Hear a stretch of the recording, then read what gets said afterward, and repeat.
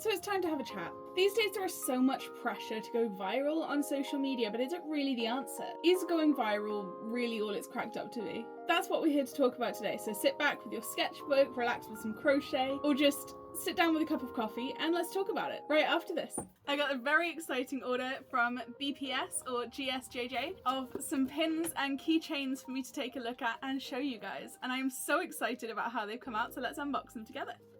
This was the perfect opportunity to turn some of my favourite Inktober artwork into physical items for you, starting with this chunky pigeon design. I chose hard enamel for him so he would match my Squish the Frog pin line. And you know that branding is super important to me, so they even engraved my logo into the back so you know it's a genuine RAYNCLOUD art pin. JSJJ have so many different types of enamel to choose from as well. This is the solid hard enamel, but they have soft enamel and even glitter enamels and semi-translucent enamel too. Next we have my keychain design, and it was an absolute no-brainer to go with my dagger design for this one. Mainly because I want a little dagger keychain, but now you can have one too. The gold coloured plating looks so perfect on this, but they have a bunch of other finishes you can choose from for your pins and keychains as well. I'm super impressed by the quality and the weight of these. They feel like they'll be super durable, which is fantastic because mine will be going on my bag and it gets thrown around a lot. These pigeon pins and dagger designs will be available in limited supply in my shop from the 1st of October, so be sure to get one. GSJJ create both pins and keychains based on your artwork for great prices with free shipping. They have bulk order discounts and no minimum order quantity, so you can order as many or as few as you want. They'll even help you turn your artwork into a pin or a keychain design for free. If you want to get your very own custom keychains and pins based on your own art, head on over to the link in my description box. Thank you so much to GSJJ for sponsoring this video. So it feels kind of meaningful for this to be my first video back after a couple of months of inactivity and not really being present on YouTube. I went viral for the first time in December 2023, and it's had a huge impact on me, both good and bad, so let's talk about it. I had my first viral video happen on TikTok in December 2023. It was a completely throwaway video. I didn't put much effort into it, and I really didn't think it was going to do well, but I went from 2,800 TikTok followers to 12,800 in 3 days. I know that sounds really good, but I'll be honest, I was absolutely terrified. I couldn't open TikTok for a good couple of days, maybe a week, because the notifications were so overwhelming. I was trying really hard to respond to every single comment because people were being so wonderful and I wanted to let them know how grateful I was for it. But that quickly became impossible, and TikTok blocked me from commenting at all for 24 hours, which in all honesty was probably a good thing. It kind of forced me to take that step back and take a break from something that was really overwhelming me. I was checking TikTok like every couple of minutes, and then there'd be another maxed out like 100 likes, 100 everything. It was overwhelming. About 2 weeks later, I had slowly adjusted to the influx of notifications, which didn't really slow down much, and I posted another video. This one blew up even more. At that point, I didn't really know what I was doing right or what was helping. But something was going right. I reached 20,000 TikTok followers in that very first month. And I can honestly say that it really did change my life.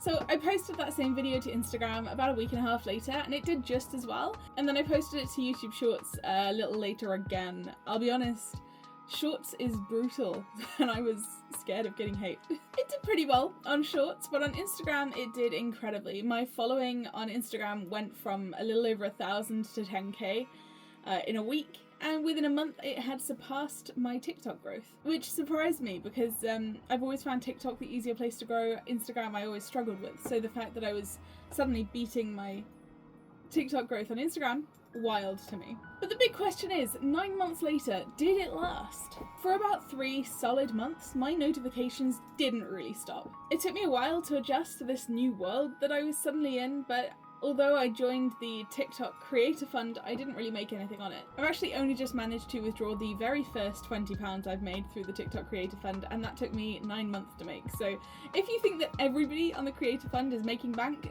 you are wrong. However, this newfound social presence genuinely did change my life. I started making these hoods and people wanted them. People still want them. Being able to make and sell these hoods has shifted my future down a path that I never expected. But it's important to mention that the only reason that these viral videos I've had have had any impact on my small business ventures are because I was lucky enough to go viral with a video that related to them. A video that's focused on the things that I make and sell. If I'd gone viral with an unrelated meme video or something that had nothing to do with my crochet hoods, I can guarantee that this would never have been the outcome. When interest inevitably dropped in around March, I was actually terrified.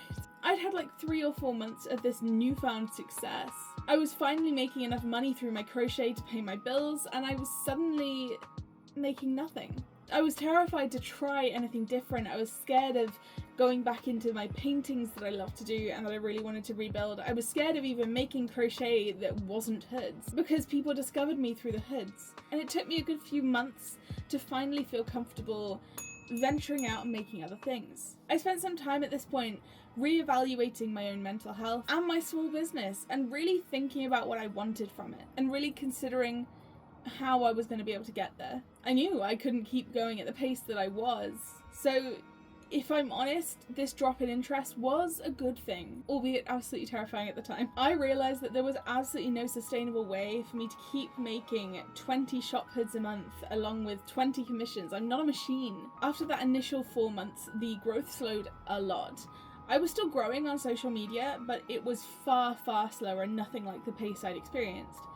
I realised that I needed to put less pressure on myself to keep going so intensely, but I also needed to come up with a sustainable way for me to keep up with posting and posting regularly. But as I've said before, I definitely need to practice what I teach. Posting consistently and posting constantly are not the same thing, and I needed to find that balance. I'm still not quite there with the consistency, as you all know if you follow me here or on any other social media, but I'm definitely getting close to something sustainable, and I'm trying to make sure to consistently put myself and my mental health first. 9 months later, these are my following stats now, so yes, 9 months later it did last, although it definitely slowed. Was it worth it? I think there's a lot of nuance to that. Going viral on social media forced me to confront my own abilities, and it led me to discover my limits in probably the worst way.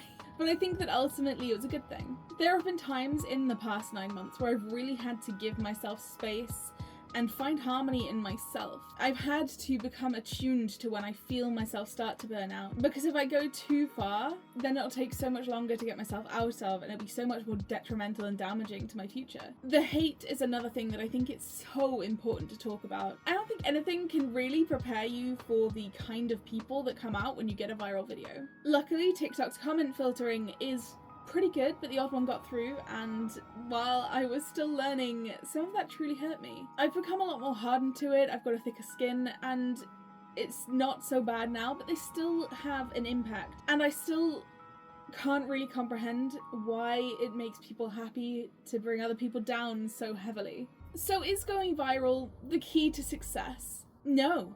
And you might be surprised to hear that after the rest of this video, but I truly believe that. I'm not going to sit here and say that it doesn't help, because if the stars align and you go viral among people who truly love what it is you make or do, it can definitely help. But is it the key? I don't believe it is. Even though I found a lot of my success through virality on TikTok and Instagram, I truly believe that you can gain that success through building connections and community, and through posting quality content consistently. It may take a little bit longer, but I believe you will achieve the same success without virality. I think one of the most important things to say is don't be afraid of showing your own personality. Do people sometimes find you a little bit odd? That's fine, embrace it. Be you, be that a little bit strange person. Show yourself. Your people will find you eventually. I stand by believing that I do not think anybody's goal, if you're trying to get somewhere on social media, should be to go viral. Base your goals on things that you have control over, like the quality of your videos or the regularity you film them or what you film about. You can control those things, you can change them. Do not base your goals on things that you have no control over, like things that are up to luck or algorithms, like going viral. That being said, here are a few things I've learned through going viral on my own viral videos. Ask a simple question. It could be a controversial one, like this one from my fox hood video. A little worried that the ears are just a bit too big. What do you think? Would you wear it? It could be a super simple one, like this one from a more recent video that went viral. If you've stuck around this long, leave a comment with how hot it is where you are now. I don't know how hot it is here, but I know it's too hot. Simple questions get people commenting, and comments get your video pushed out. The key thing is, when you're asking a question, make it something that people can answer really quickly, or that they might really want to get their opinion out about, or something that talks about them, because it's a universal concept. We all love talking about ourselves. Keep your video under a minute. I know the creator fund on TikTok needs your video to be over a minute to get paid, but realistically, in my own experience, videos that are less than a minute tend to do better. People just don't have the attention span these days, and I am probably one of them. Are you still here in this video?